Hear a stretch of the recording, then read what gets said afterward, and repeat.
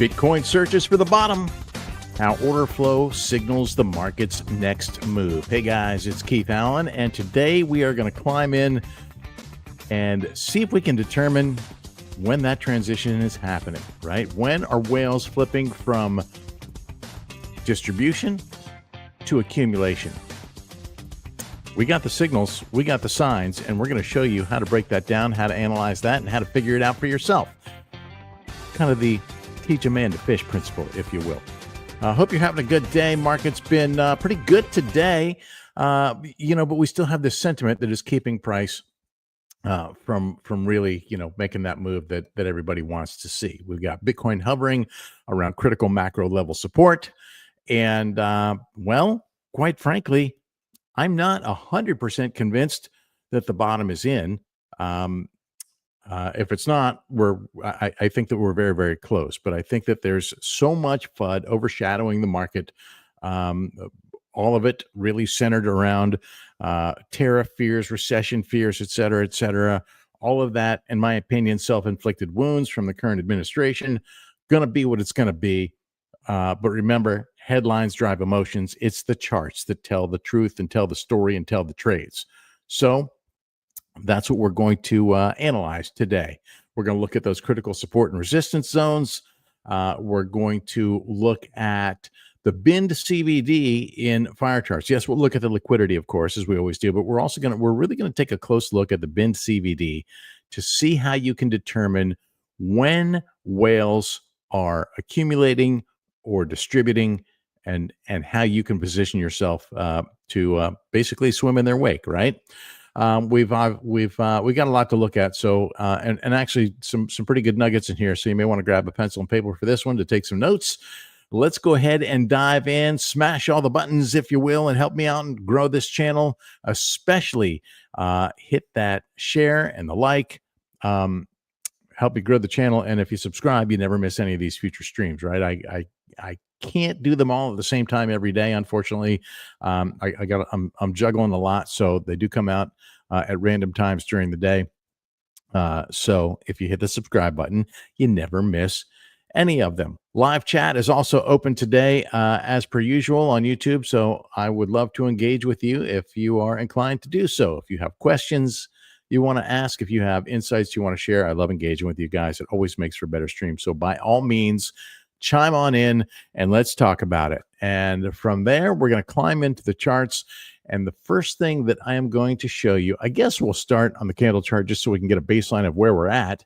And then we'll look at the, we'll look at some of the signals here in the order book and the order flow that I was talking about here at the top of the stream. So let's share this screen from TradingView.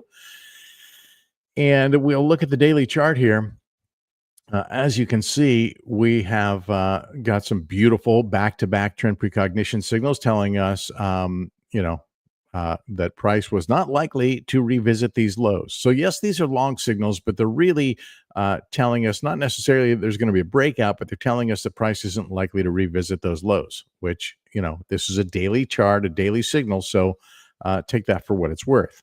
You can see that momentum here in the A1, this is also a trend precognition algorithm down here. You can see that momentum still on the upswing, but resistance at this 200-day moving average has been very, very strong. We're now on our third consecutive day of rejections. We get a little fake out every day, it seems like, but still not enough to break above and to get back into this range. More importantly, to get back above this 2025 open and, start unwinding these moving averages. And I'll tell you, it seems like the 21-day and the purple 200-day are on an eminent path for a death cross, which is not historically a good sign. It's a bearish sign, right? It's showing you a downward momentum in this time frame. Now, things look better in that regard on the weeklies, where all of the moving averages are unwound. And what I do like here is that we have support. This is the macro trend line here. This is macro trend support, this line, right? This one right here, macro trend support.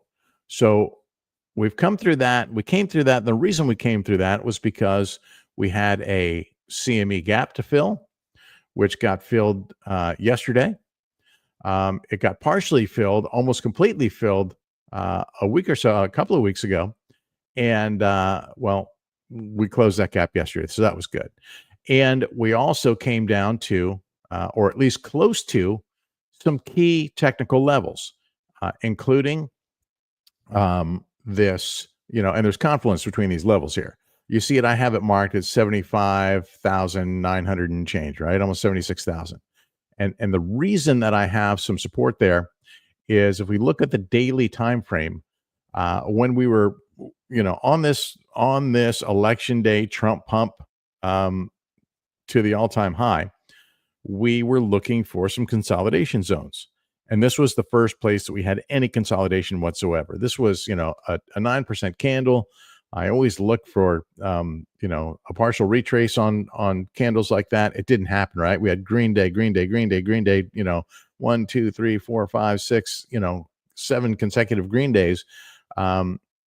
We had a little bit of consolidation here before breaking out and so on and so forth. So now price has broken down from there as expected. And we have come into this zone. So like I said, the technicals that I like here are that the trend line is currently still intact. The CME gap has been filled, and the 50-week moving average is still being respected here.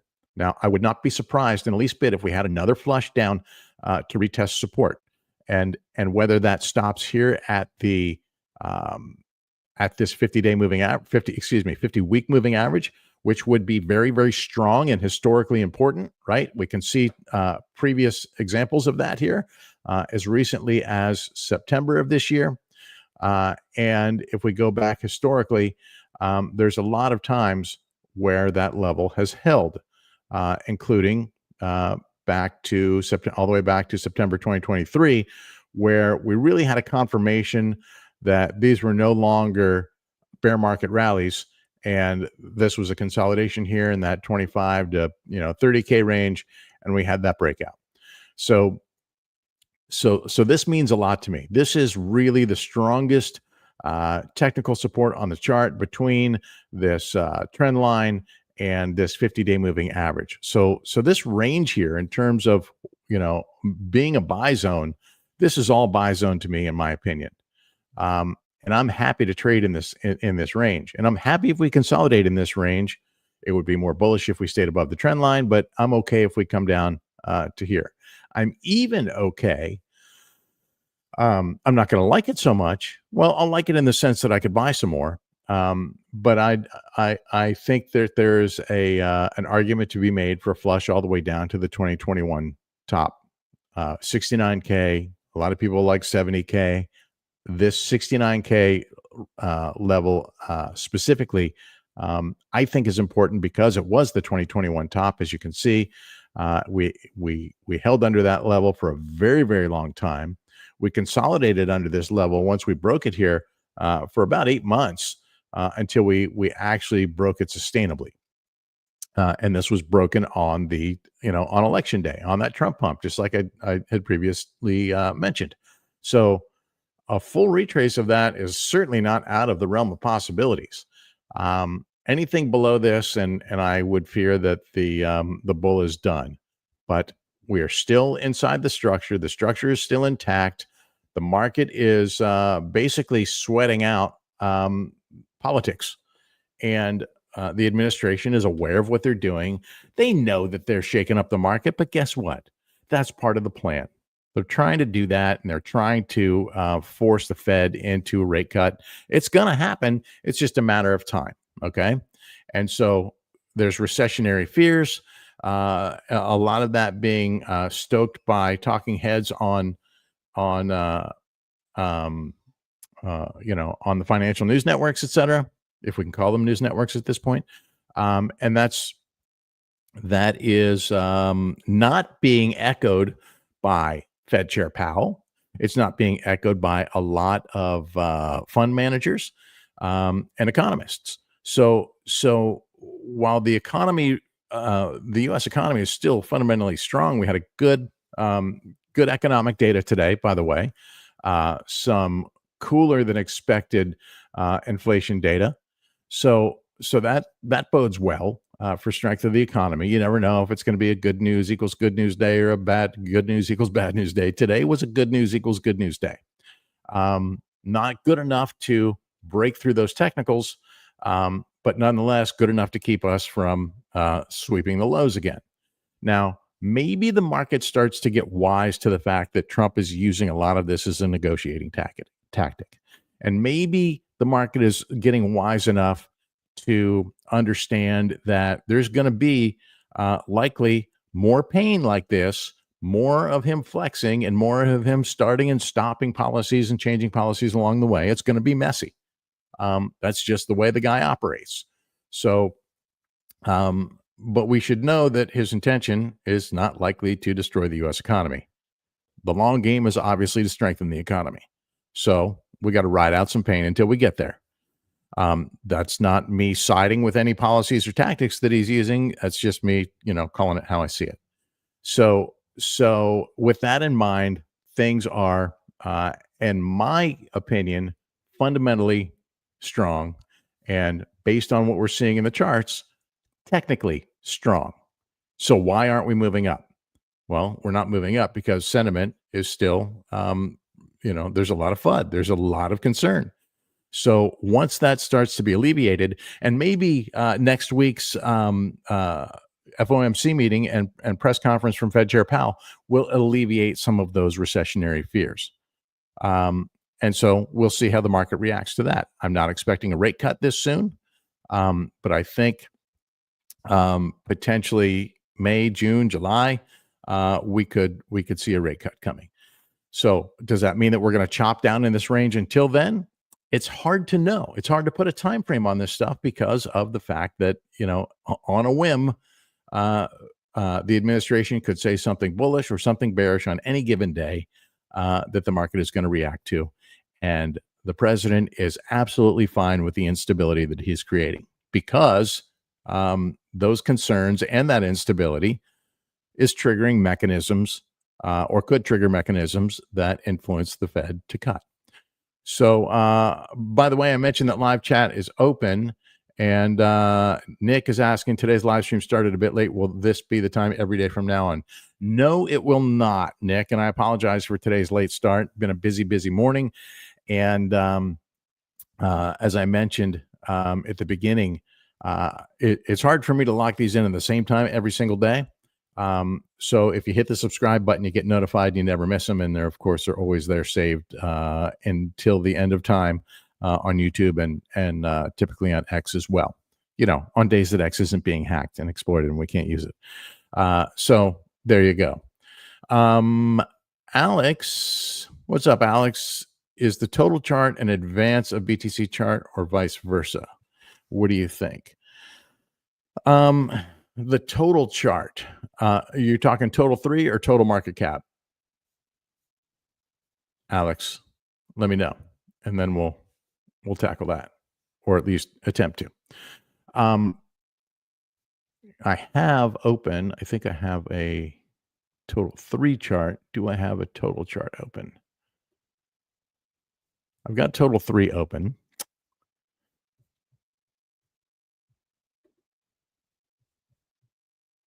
So let me know, Alex, if you're talking total 3 or total. And we can look into that. And let me see if I can actually add that.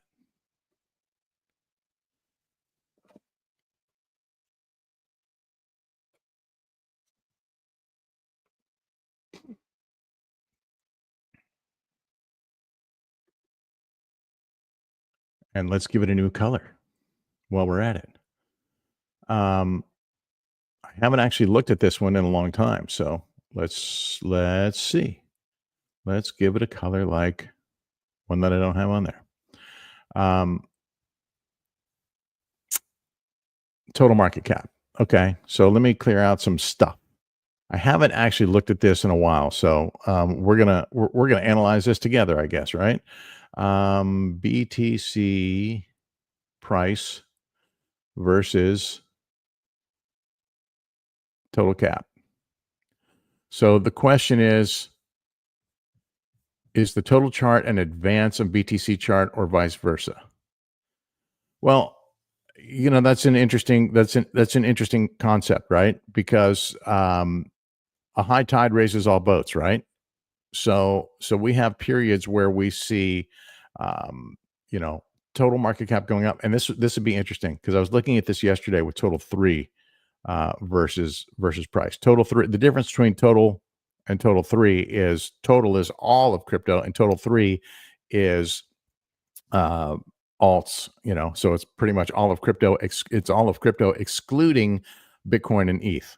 So a similar concept here, right? In that the high tide raises all boats, and you can see that total, which is in blue, and total three, which is in purple, are very very similar, almost mirror images of each other, and even to a degree, we can see that there's total three and Bitcoin are also, this is Bitcoin price now, not Bitcoin dominance.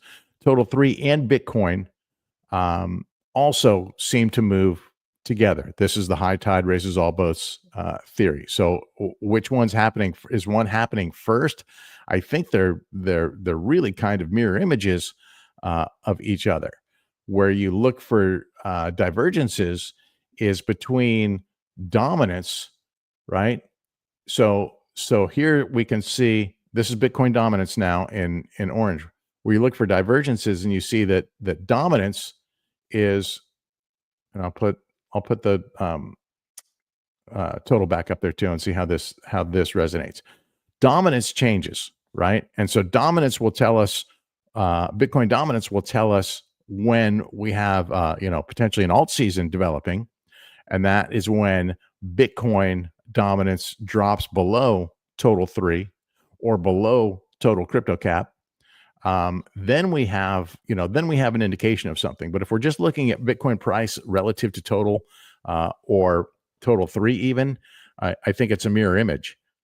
You guys may have a different perspective on that, and if you do, by all means, share it. But from what I see and from what I'm studying, I'm seeing, I'm looking for those divergences that can tell us that there's going to be a shift. And so, as I was saying, I'll go ahead and just go back to total three. We've talked about this where we looked at USDT dominance as well. And when USDT dominance is up, that means money's rotating out of other coins, Bitcoin and alts, obviously. But nowadays we see less rotating out of Bitcoin and more rotating out of alts. So to get that true alt season, you look for the times when we see that crossing between Bitcoin dominance and total three. You look for those big divergences or a crossing, right? So that's what I'm looking for at the moment. Are we positioned for that right now? You can see that we have a divergence happening between Bitcoin dominance and total three, but this is the opposite, right? This is weakness in alts right now. So what we're looking for is to see Bitcoin dominance work its way back down and total three work its way back up to get any glimmer of a potential alt season. Now, there's been some discussion in our Telegram community that we may be setting up for a transition to that soon, and especially if Bitcoin chops in this range for a little while, right? You know how impatient traders get. So if Bitcoin chops in this range for a little while, that could present an opportunity for alts, especially considering how much alts are getting hammered right now. So I hope that answers your question, Alex. Game Zone. Do you think we're in the BTC bottom, but seem no one interested to buy? Can we expect further down? Great question. And this is really what this entire analysis I intended to base this on. Okay, and as I said at the top of it, in case you missed it, we're trading around some really important technical levels, macro technical support levels, in my opinion. And the fact that we have this trend line here, there's a lot on my chart here. So I'm going to try and clean this up one by one for you. Number one, the macro trend line. That's the most important line on the chart. I'll show you where it starts. It starts back in, and let me clear out this trend precognition too. All right, we got the idea on that. Macro trend line. This goes all the way back to September of 2023 when we, had this consolidation in this 25K range and broke out. This was really the confirmation that the bull was beginning, and price moved above all the moving averages and unwound all those death crosses with golden crosses. And, here we are with the price action that we have today. We now have these winding up again, right? And so price fell through this 200-day moving average, not a good sign, but we do have support at the trend line, and we did close that CME gap. This was just like an added bonus, in my opinion. The CME gap was never, in my opinion, the really strong thing that we had to worry about. It was the trend line. I was interested in that CME gap because of where it sets in proximity to the trend line. But we can now clear that noise off of the chart. And so what's it going to take to break this 200-day moving average? Well, it's going to take a change in sentiment. Simply, it's going to change a change in sentiment. And the fact that we're down in this range, this is, as I mentioned, I think this is a valuable range to if you're dollar cost averaging into your position, and I'm now talking longer term rather than scalpers and swing traders. If you're a scalper or a swing trader, we are up against hard technical resistance right now. So this isn't the place to take your entry. Anywhere between this line and here would likely be a solid entry. I'm looking at this level here, the 75, 76K range. And the reason I like it because of this consolidation here, brief as it may be. But I also really, really like it because it has some strong confluence with this level on the weekly chart on the RSI, which you see we've just reverted from. And this level, I've got it marked at 41.5, 41, 42. I split the difference with you. I put it at 41.5. And you can chart this for yourself and look and see how price responds anytime the weekly RSI breaks below this line or breaks above this line. Here you go. Perfect example. Here's a breakdown right here.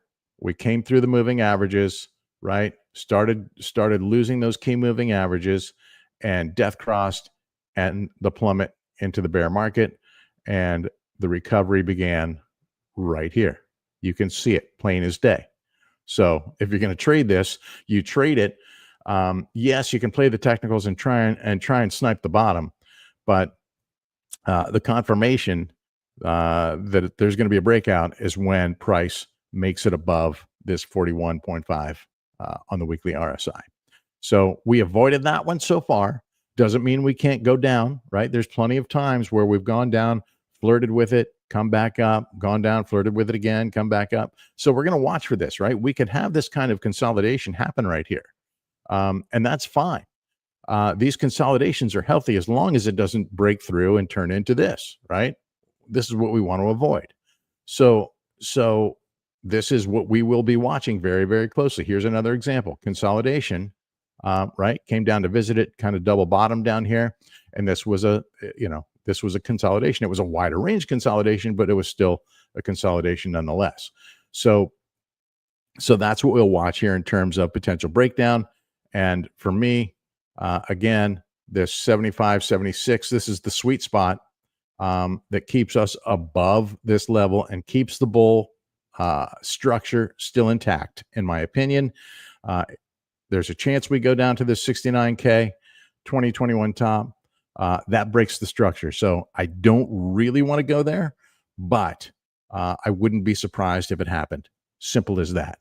So now let's get into looking at the order book and order flow to determine how to figure out when we're in distribution or accumulation mode. And this is really cool. So let's head over here. First of all, I led this thing by saying order flow is really the key. and a guy that I like to follow. I don't follow a lot of people on the social media platforms, I'll be honest with you, but there are a handful of trusted experts, I would say, that I enjoy and I respect. And one is Martin. And Martin put out, this guy's a phenomenal analyst, and he shared this today on deposit inflows, showing some history here, right? When you see these big inflows, the price action that follows.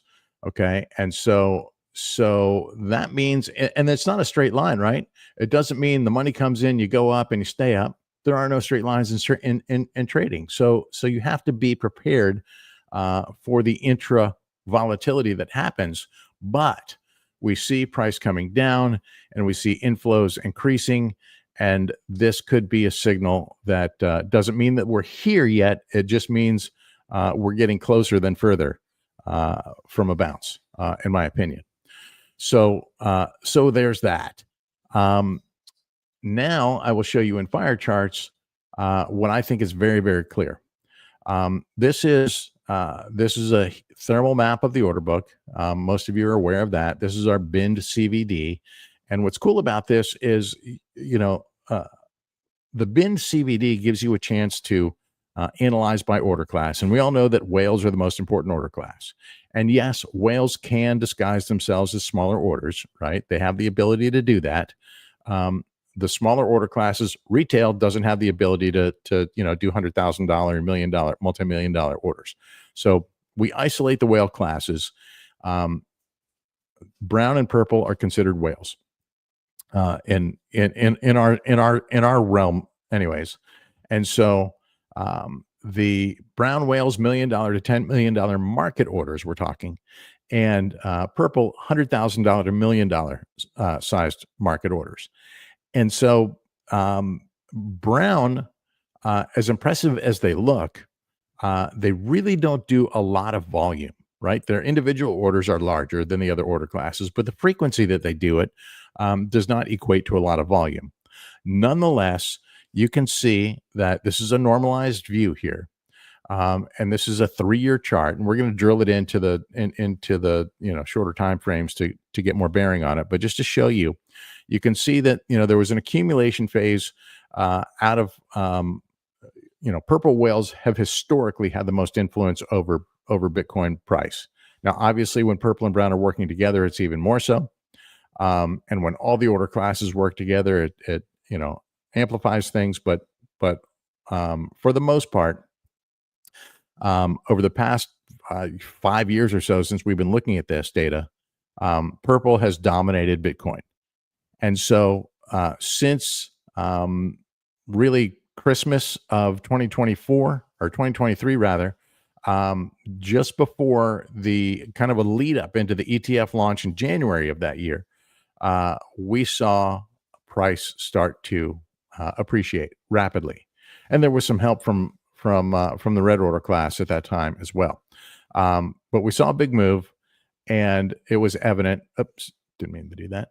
It was evident that purple had started accumulating at this point. And yes, there have been periods where they distributed, but for the most part, it was up, right? And that trend continued up. They dipped a little bit here, kind of sold this top around 80K. This was when? This was March of 2020. So this is like exactly a year ago, where we had a local top. Things broke down a bit, but look, they continued to buy, right? They sold a little bit, but then they continued the buying in this range, in this consolidation range, before we got into this bigger breakout in September of last year, and up we went to a new all-time high. This, of course, we had the Trump pump in here, election day, somewhere around here, right? So you could see that they were appreciating. They were accumulating until things got toppy, and then the selling began.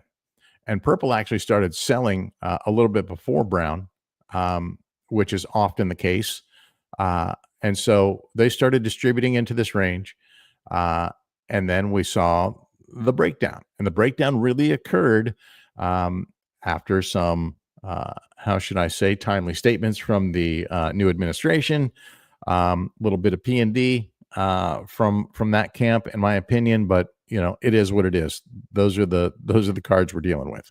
So this is very, very clear distribution, at least since late January, right, when things topped. Now, what's happening? If we drill in, we can look at this in different time frames, and we can see this little tiny uptick here, which is in recent history here now, right? So we'll go to the 6 month, and again, you can see they hovered in this range around the top, trying to see what was going to happen, and then it was clear we topped, and down we went. But here we go. Is this buying sustainable? Excuse me one second. I think I'm about to sneeze. No, I'm good. Amazing how I just stopped that. We are seeing this little uptick, and it's too early to know yet if this is actually a switch of strategy, a switch to accumulation. However, I want you to notice something here. Let's take it to the weekly time frame, right? It has to start at some point. And again, it's too early to say, okay, this is it, because this could just be, when you get on low time frames, it could just very well be buy the dip, sell the rip trading going on. But it has to start somewhere. And has it started here? And we're talking, this is in the past, day or two since we bottomed, local bottom here. I think that this is definitely a good range, and we are in the range of the bottom. But I don't know that we technically have the bottom until we have more sentiment, more positive sentiment, and that positive sentiment will bring more bid liquidity into this range. Now, you have this bit of these large blocks of ask liquidity, which pretty apparent that is some liquidity hurting there. These guys never had any intention of getting filled here. If they did, they would just bring price in. So this is not to get filled. This is to herd price. And when they when we kind of hit this dip down here, and whales started buying again, and other order classes started buying again, we started to see some volume come in, and then miraculously they start stair-stepping these asks up, allowing price to float higher as well. And so in the past few hours, we've actually seen a little bit of a change here, right? They started stepping back down. So this means more suppression to me, trying to keep prices pinned. Sometimes they do this ahead of economic data, or big like FOMC days, etc. I'm not sure what we have on the schedule for tomorrow. Tomorrow we've got big day tomorrow, jobless claims, etc., core PPI. So tomorrow will be another good day in terms of potential volatility due to economic news. But as long as there's lots of liquidity in this range, we're only going to go so high. And so I think that they're lowering the boom here to keep price suppressed, keep price from really breaking out above these technical levels. And the ones that I'm watching, obviously there's the 200-day moving average. That's the first one. And then it's kind of a range game. We got to clear that 21-day moving average. And then this prior range of consolidation, 91.6, we stayed above this level for a really, really long time. We had thought that, we had flipped this thing. And, obviously we had that breakdown after these death crosses. So this will be a key flip. But even more important is getting back above this yearly open here, which is at 93.3. So there's a lot of technical resistance, and right above that 93.3, we have, two more key moving averages. So there's a metric ton of technical resistance in this range, really right here. So that should probably be red. but you get the idea. Um, so I don't think we're breaking out of this anytime soon, to be honest with you, unless we just get some incredible news that, tariffs are lifted, although that will be news for 2 days before, he changes his opinion on, or his policy on something else. Or maybe we get an end to the war in Ukraine, or things settle down and we get an end to all the mess in the Middle East. There's just a number of things, a number of catalysts that could help push price up. But I think the biggest ones are going to be some stability, or at least some understanding that we're not going to get stability out of the White House anytime soon, and that these strategies are just that. They are tactics. They are negotiating tactics. And the tariffs that we see in place today may or may not resemble the tariffs that we see in place 6 months or from now, or maybe even a day from now, right? So that's a fluid situation. And I think the market's going to get a little bit desensitized to the constant starting and stopping. We're going to get used to that. What the market really wants to see is some reassurance, some indications that we are not headed for a recession. So that's going to come out in the economic numbers, and it's going to come out in statements from people like Fed Chair Powell. And so he's got a meeting next week, and maybe we get that there. So back in terms of where we sit now in this phase, it does appear that at least, and you can't tell anything from a daily chart, by the way, right? So we have a trend. A day does not make a trend. 2 days does not make a trend. But the trend has to start at some point in time. So we'll be watching this, and specifically, I'll be watching the purple order class on the Bitcoin chart to see if they continue to buy incrementally in this range. And does that mean that they won't sell at all? Of course it doesn't, right? There's always traders in the game, and there's always profit taking. So you can expect some of that to be normal, but are they ultimately net positive, or are they going to take it right back to zero in this in higher time frames? So that's what we're watching here. At the moment, it shows up as barely a blip on the on the monthly, because it just started yesterday. It doesn't bother me the least bit that brown whales are not in there yet. That will come. And again, they don't do a heap of volume just because of the limited frequency that they trade. So I think we're really kind of pinned in a range. I've often said shared with you guys that liquidity dampens volatility. So if this stays like this, there's not going to be a whole lot of movement tomorrow, unless this opens up, or unless we see big blocks of bid liquidity coming in to push up through this. But as it stands, you have what's this at 91.5, not that 91.6 level. There's 78 million sitting right there just at that level. At 89, 30 million. Right above us at 85, 25 million. And right where we're sitting right now, we're dealing with 20 million. Price could eat through that when the sentiment is there, but the sentiment is not there just yet. So let's see if we get some positive news from the economic numbers tomorrow. And let's see if we get some positive news from Fed Chair Powell next week. And maybe that opens things up and, helps influence market sentiment just a bit. I'm going to tell you that tomorrow and Friday are going to be jammed up for me. I will do my very, very best to get some analysis out in the morning. At the very least, I'll post some charts. Not sure I'm going to be able to do it live, but do me and yourself a favor. Make sure you hit that subscribe button so that if I can go live, you don't miss it. All right. And with that, guys, I hope this has given you some insight to help you make some smarter trading decisions. If you're interested in any of the tools or info I'm sharing with you guys, I encourage you to join us on our Telegram channel. The Material Indicators Telegram channel is free.